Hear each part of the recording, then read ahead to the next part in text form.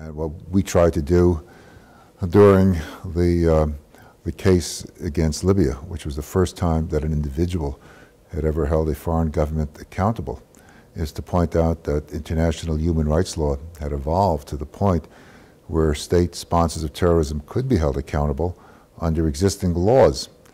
And we argued that it is implicit that when a state bombs the airplane of another state and kills all the passengers on board, that it forfeits a privilege to immunity.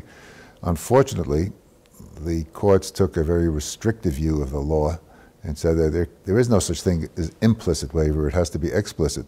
But super fortunately, there is something beyond the courts. There is the legislature, and by working with the legislature, the families of Pan Am 103 and the families of the Oklahoma bombing were able to fashion the 1996 Anti-Terrorism and Effective Death Penalty Act, which now provides individuals with a remedy against state sponsors of terrorism. But not all state sponsors. They have to be on the list that the United States State Department approves.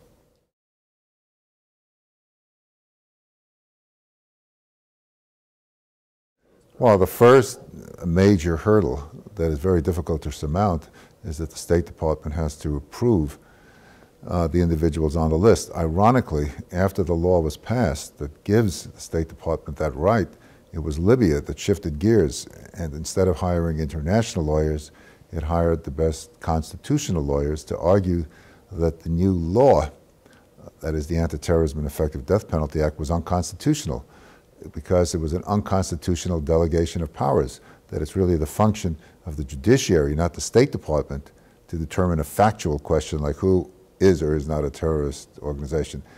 But the court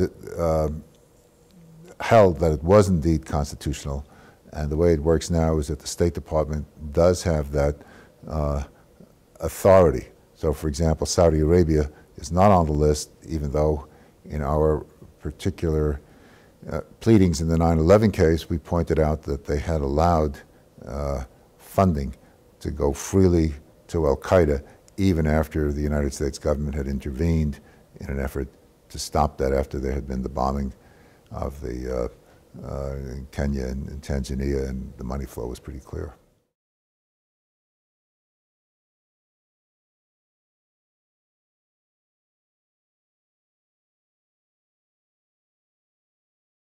Well, of course, the United Nations has talked about a responsibility to protect. It's a, but it may be somewhat difficult to translate that into practice.